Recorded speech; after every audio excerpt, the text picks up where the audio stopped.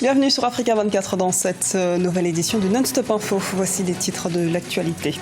Mesures de sécurité accrues au Gabon. La Cour constitutionnelle doit se prononcer sur les résultats de la présidentielle ce vendredi 23 septembre. Un important dispositif de sécurité est prévu pour éviter tout débordement.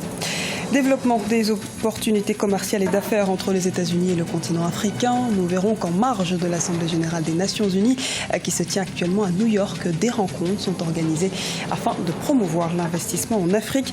Et puis au Zimbabwe, les voyants macroéconomiques sont au rouge, un ralentissement qui suscite la colère de la population. Les ménages se disent de plus en plus asphyxiés. Le pays est en manque de liquidité et la dette publique continue d'augmenter.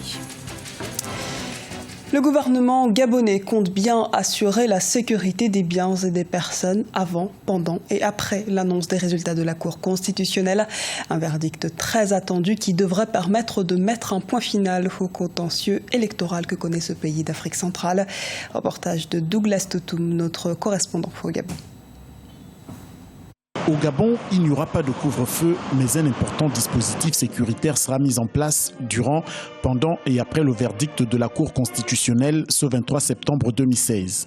L'annonce a été faite par le gouvernement ce mercredi 22 septembre à Libreville lors de la conférence de presse donnée par les ministres de l'Intérieur, de la Défense, de la Communication et du ministre d'État à la Justice. L'objectif est de prévenir d'éventuelles récidives de violence dans le pays.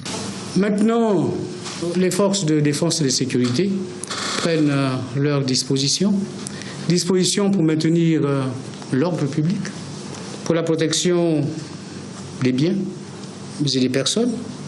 Et cela se fera dans le strict respect donc, de la légalité.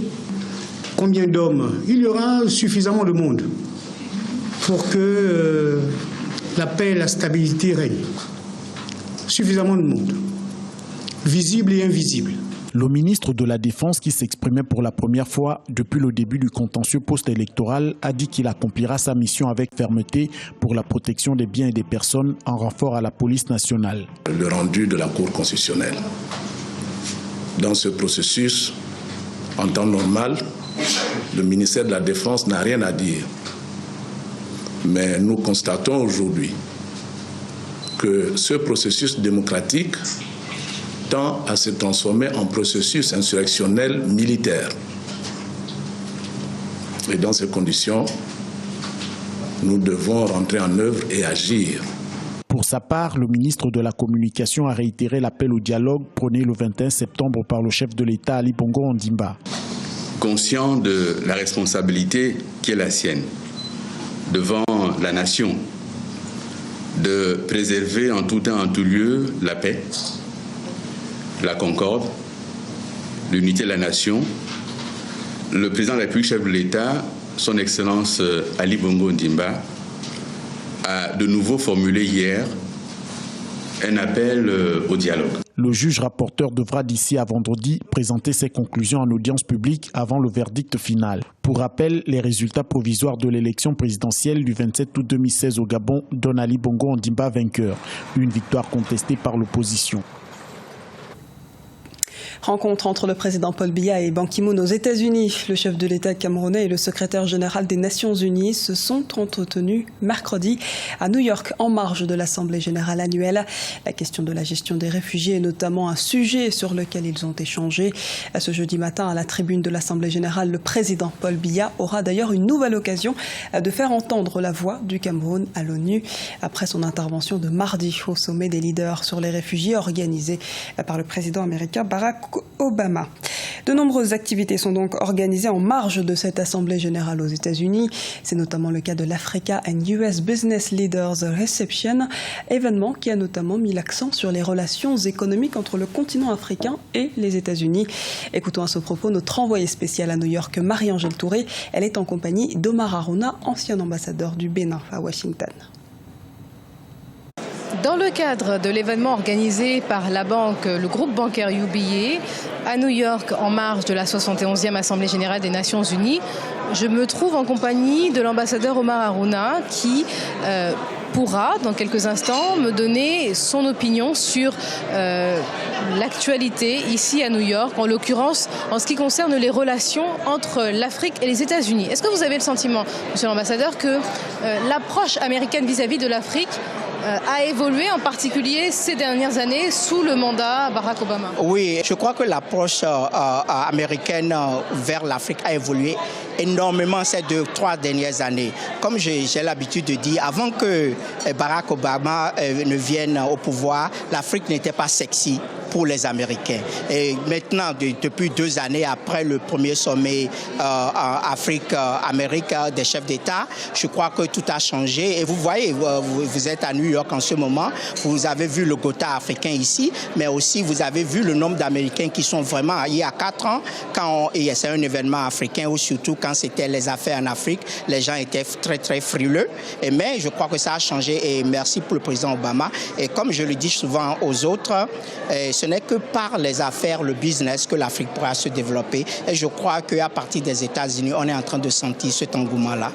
Un engouement qui est lié à quoi? Aux différentes crises économiques qu'a pu traverser les États-Unis, ou alors parce que l'Afrique s'affirme plus à l'échelle internationale? Je crois que vous avez mis le doigt exactement sur les deux principales raisons pour lesquelles, comment dirais-je, il y a cet engouement-là. Effectivement, déjà, la crise aux États-Unis, la croissance n'est plus ce qu'elle était. Le retour sur l'investissement aux États-Unis ou partout dans le monde développé, entre parenthèses, n'est plus le même. Alors qu'en Afrique, l'Afrique est en pleine croissance, malgré quelques RIC ici et là, mais l'Afrique est en croissance. Et donc, dans les affaires de business, les gens veulent avoir un retour sur investissement assez grand.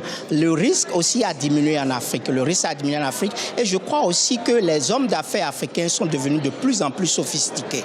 Et parce qu'ils sont de plus en plus sophistiqués, quand ils viennent à la rencontre des autres hommes d'affaires du monde, ils sont beaucoup plus respectés. Et je crois que c'est ça qui profite à l'Afrique en ce moment. Merci à vous d'avoir répondu à ces questions. Merci beaucoup, Angèle. Chers téléspectateurs, nous sommes en pleine journée où l'Afrique et les États-Unis se réunissent ici, à New York. Je vous rends l'antenne et on se retrouvera un peu plus tard pour continuer à vous faire vivre cette Assemblée générale des Nations unies et tous les événements qui sont organisés en parallèle. Au Zimbabwe, tous les voyants économiques sont au rouge. Le pays, dont l'économie fonctionne sans monnaie nationale depuis 2009, va introduire fin octobre des billets d'obligation sur le marché intérieur. La rue grogne de plus en plus contre le pouvoir du président Robert Mugabe. Les précisions de Fanny Mounichi. Les Zimbabwéens désemparés face à la crise économique. Moutsatié, ancien fonctionnaire, vit à Harare. Il estime que les ménages sont durement impactés par la hausse des prix et le manque de liquidité de l'État. Depuis plusieurs semaines, le pays est d'ailleurs secoué par une vague de manifestations, un mouvement qui ne cesse de prendre de l'ampleur. Les soulèvements sont effectivement fondés sur les difficultés que rencontrent les gens jour après jour. Je dis que quelque chose doit être fait en urgence pour lutter contre ce genre de troubles sociaux que le Zimbabwe connaît ou a connu il y a quelques semaines.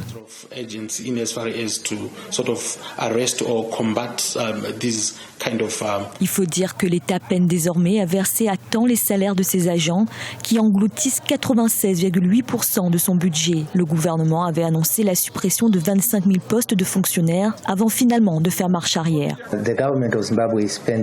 Le gouvernement du Zimbabwe dépense près de 97% de son chiffre d'affaires sur la masse salariale, qui laisse 3% pour les autres secteurs de l'économie. Il n'y a donc aucune option. Il est urgent de réformer la fonction publique pour réduire les dépenses et permettre les investissements dans les infrastructures en tant que source de croissance économique. La Banque centrale du Zimbabwe devrait bientôt lancer une nouvelle monnaie. Dès la fin octobre, la circulation de billets d'obligation sera effective. Cette monnaie sera indexée sur le cours du dollar américain. Une mesure qui fait déjà craindre un retour à l'hyperinflation. Abebe Aimro Selassie, nommé directeur Afrique du FMI. Jusqu'à sa nomination, le nouveau directeur a été directeur adjoint du département Afrique du Fonds monétaire international. Il succède à la libérienne Antoinette Sayé. Notons que dans ses fonctions, il a été représentant en Ouganda et chef de mission pour l'Afrique du Sud. Il est également intervenu en Côte d'Ivoire, au Ghana, au Kenya, au Burkina Faso ou encore en Guinée, au Libéria et en Sierra Leone. Ce journal a été réalisé par l'ensemble de la rédaction. Nous vous remercions pour votre fidélité. Dans un instant, une nouvelle édition de l'actualité sur Africa 24.